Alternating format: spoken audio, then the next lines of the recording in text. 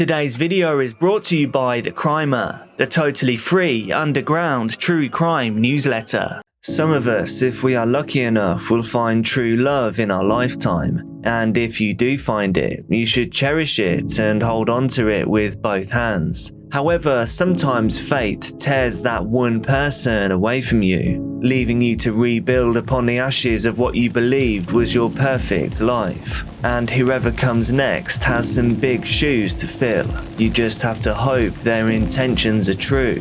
But what if they're not? And everything, and I mean everything, is about to be taken away from you in the worst possible way.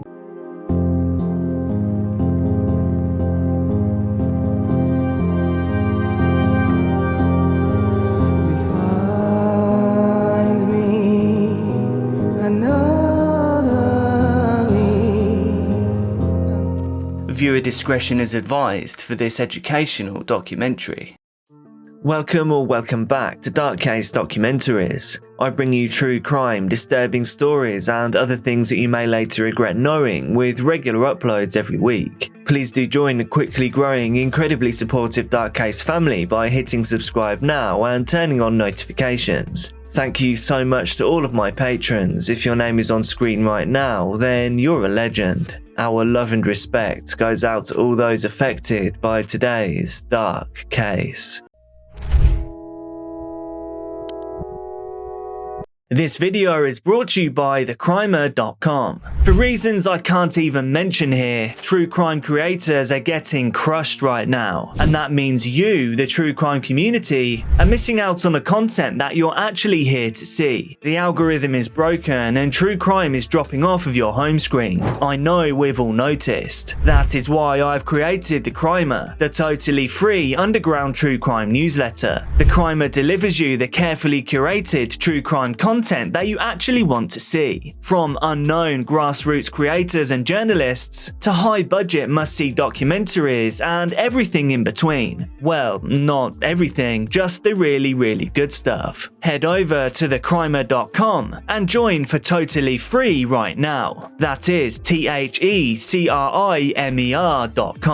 And I'll see you in your inbox. Like many young couples, Corey and Kate Kasten, who got married in 2006, were looking forward to a long future together. They had 2 children, a boy named Jonathan and a girl named Zoe. This made their family complete. But then the unthinkable sadly happened and Corey was diagnosed with cancer. Throughout his cancer battle, Corey kept an upbeat attitude, and Kate was there by his side to take care of him every step of the way. Despite the pain that he was experiencing as cancer invaded his lungs and bones, he once wrote a Facebook post about working through the discomfort he felt, so that he could put daughter Zoe's training wheels on her bicycle to give her a surprise. Unfortunately, Kate and Corey's love story did not have a happy ending. Corey fought cancer for 6 years before sadly passing away from the disease in April of 2017. He was just 43 years old.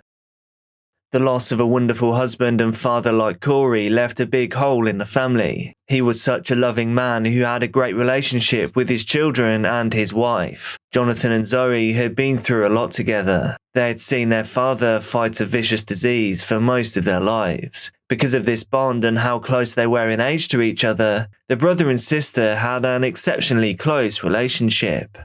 While Kate was totally heartbroken to lose her husband, she told a friend that Corey wanted her to continue living and to experience love again. Not long after Corey passed, Kate, who was an outgoing and friendly person, met a man at a concert. This man's name was Richard Darren Emery. He and Kate soon started a relationship. Kate's friends and family were overjoyed to see some happiness coming her way once again. Everything appeared to be going well, and Emery seemed to be a good guy who never got angry or raised his voice at Kate. And he did seem to be a friendly person, but he could be insecure at times. This is arguably understandable for a man trying to fill the shoes of a greatly loved man like Corey, both a husband and a father. Kate and Emery had stable jobs. Kate was a salesperson who had been scaling back on her hours to spend more time with Zoe and Jonathan, and Emery was a truck driver.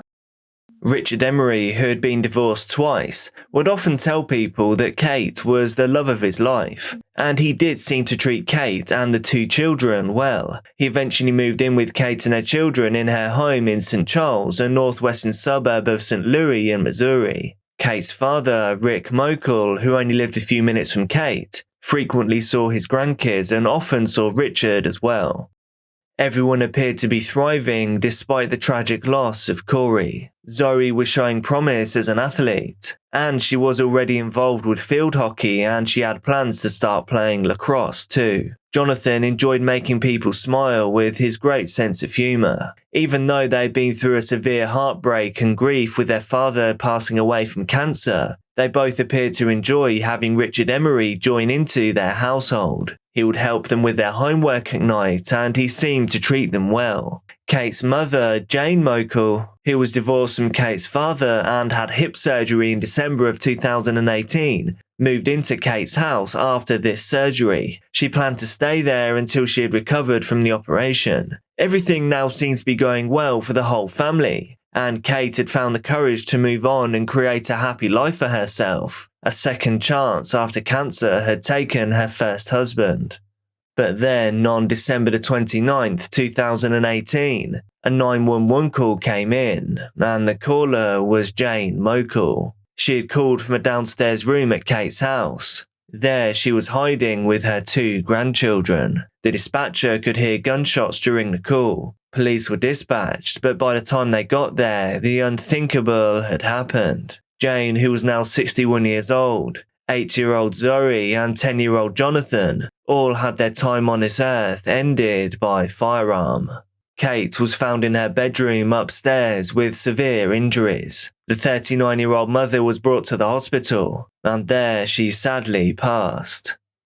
As the police arrived at Kate's house for the 911 call, 46-year-old Richard Emery was spotted trying to flee the scene by driving away in his pickup truck. Police quickly released a description of Emery's vehicle, and then it was found just a couple of miles away. When the truck was stopped, police told Emery to get out of his vehicle. When he exited, he was holding a handgun and he started firing. Although one of his shots nearly hit a police officer, no officers were thankfully injured during this shootout. A police vehicle, however, was shot 8 times. Police returned fire and Richard Emery ran off into a wooded area, leaving his vehicle behind. After that, whilst on the run, Emery ended up trying to carjack a woman who was leaving a holiday party. The carjacking, however, was unsuccessful. He failed to take control of the car despite jabbing at the woman with a sharp implement. Although she was injured 7 times and initially was in a critical condition, the woman was luckily able to survive the ordeal and offered a description of Richard Emery to the police. For more than 7 hours, police searched for Richard Emery before finding him bleeding in a gas station bathroom just a few miles from Kate's house. The gas station clerk had called the police when he noticed Emery bleeding profusely and walking into the gas station bathroom. Emery's wounds had come from being shot during a gunfire exchange with the police. Projectiles struck him in both the hip and the neck. What could have led to these killings was a mystery. Kate's friends and family just never saw it coming. They said Richard Emery didn't display any behaviour that hinted towards violence at all. He had no criminal record, which made the shocking killings even more unexpected. While police officers were arresting Emery at the gas station, he strangely asked if the carjacking victim was okay. He now seemed to be showing some degree of concern for her well-being. He also later apologised for shooting at the officers. He asked if any police officers were struck by the bullets that he had fired. He did not, however, ask about Kate, her children, or her mother, and he wouldn't answer any of the investigators' questions about what happened at the house.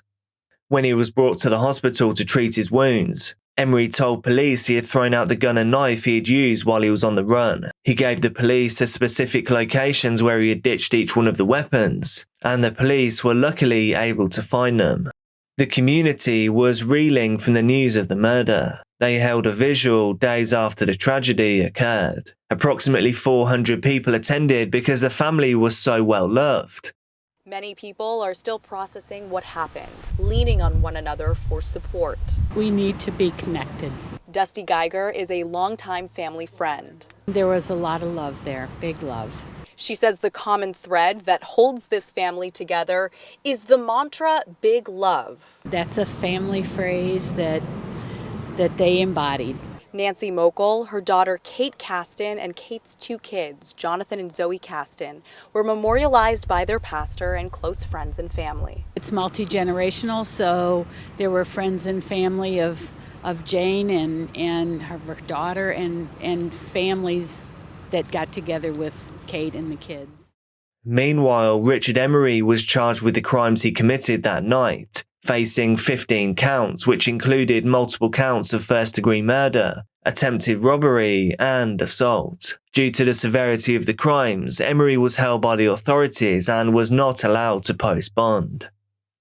Steve, Richard Darren Emery remains locked up here at the St. Charles County Jail since his arrest around this time last year. His trial is not set for February 2021, seemingly a long ways away, but the family tells me tonight that they are trusting in the legal system to bring justice for their loved ones.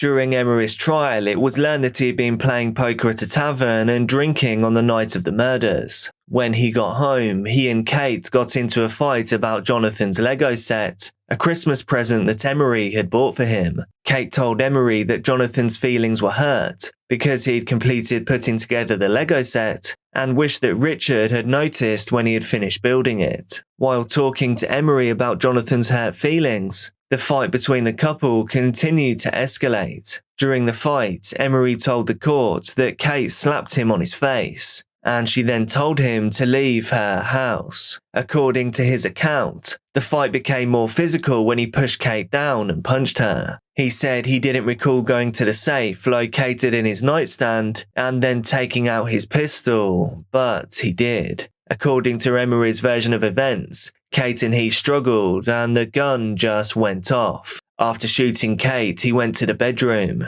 There, Kate's mother had hidden with her grandchildren in an attempt to stay safe. But Emery kicked the door in. He then pulled the trigger on them all at point-blank range. When he left the scene, Emery carried with him an AR-15 rifle, along with 900 rounds. When he testified on the stand during his trial, Emery admitted to killing Kate, her mother, and her children. However, Emery said that he wasn't in control of himself on the night of the murders. He said it was as if he was watching the scene unfold through someone else's eyes, comparing it to feeling like he was stuck in a video game. During the trial, a psychologist that the defense had consulted said that Emery had borderline personality disorder. This psychologist said it was possible that Emery committed the murder in a dream state. This would be because he was upset that Kate had told him to leave. He may have also been upset about comparisons to her first husband because, in court, Emery testified that he told Kate during their argument that nothing he did was good enough, and that he couldn't do anything right in her eyes. His attorneys also tried to convince a jury that the violations and feelings of abandonment that he had experienced as a child that probably caused this disorder resulted in him snapping on the night of the murder. But Richard Emery had been twice divorced before, and neither of these breakups had a police report attached to them. Something now was very different. Prosecutors painted a different picture of the kind of man that Emery was. They established that he had a history of intimidation and violence when he was angry. Prosecutors discussed a golf game that happened in 2016. This was before Emery had even met Kate. At this game, another golfer was being loud and wouldn't quiet down when the other golfers asked him to. In retaliation, Emery rigged the man's golf cart so that his clubs fell off as he drove away. The man confronted Emery in a parking lot and struck him. He then aggressively approached Emery one more time.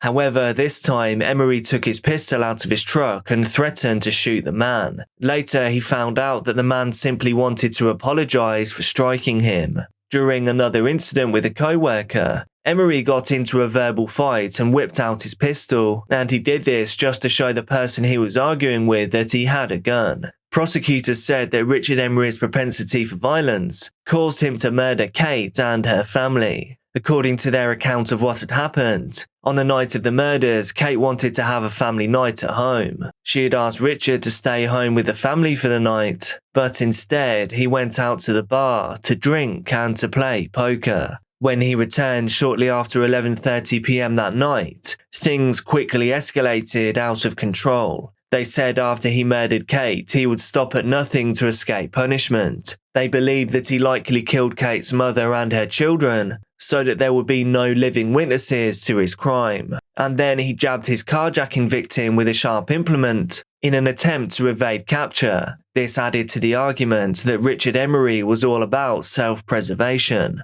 He just wanted to get away. Furthermore, the prosecutor struck back at the argument that Richard Emery didn't know what he was doing and was in a dream state, by noting that he didn't kill his dog, who was at home at the time of the murders. To the prosecution, this showed that his mind was working, and that he was capable of making logical decisions. Another key witness in the trial against Emery was the carjacking victim. The woman testified during his trial that she was headed to her car after leaving a family holiday party when she saw a man coming toward her. She got into her car quickly but couldn't manage to lock the door in time before Emery reached her vehicle. He opened the door and started jabbing at her. She was struck 5 times in the chest. In order to alert anyone nearby that she was in trouble, she tried to hit the car horn. The panic button on her keys went off instead, causing Emery to run off. The woman luckily managed to get back inside the house that she had just left, and was then able to get the medical help that she needed. A very fortunate escape. Richard Emery's trial lasted for 2 weeks, and the jury returned a verdict of guilty. They deliberated for less than 2 hours. Richard Emery cried as the verdict was announced. Jurors will have to consider whether Richard Darren Emery should be put to death or spend the rest of his life in prison. The state is asking them to contemplate the death penalty, while the defense team is asking that Emery spend the rest of his life in prison without the possibility of parole. We respect the amount of time and care and consideration that you have already given us. And I'm going to ask that you continue to give us that time and care and consideration, because you now have Darren's life in your hands. From the beginning of the gruesome case, the defense and prosecution have agreed Emery killed his girlfriend, 39-year-old Kate Kasten, her 8- and 10-year-old children, and her mother days after Christmas in 2018. What's been up for debate is Emery's state of mind at the time of the murders. On Thursday, Emery testified saying he didn't remember much of that night, saying at one point he felt like he was in a video game. We are here to give you a more complete picture of who Darren is as a person, who he has been throughout his life, and how such a horrible thing could be done by such a good man. Thank you. And it is an enormous responsibility. And it is yours and yours alone. And when you weigh that, when you determine that, I'm going to ask you to recommend an imposition of the death penalty to this court for the defendant for his actions, because this is his responsibility. The state called 8 witnesses to the stand, including Kasten's sister-in-law, Natasha Baker. She's the sister of Kasten's late husband, Corey, who died from cancer. She had a baby shower for me 2 weeks after my brother died. Baker never imagined the unthinkable loss that would happen next. She found out on her birthday. I was screaming. I fell to the ground. I was scared of the dark. I was scared to walk my dog. I thought I was going to be shot multiple times. I've had moments where I've been in concerts, the grocery store, you name it. I've thought that I'm ultimately going to have something bad happen to me. And I've internalized it in a way that is just not rational.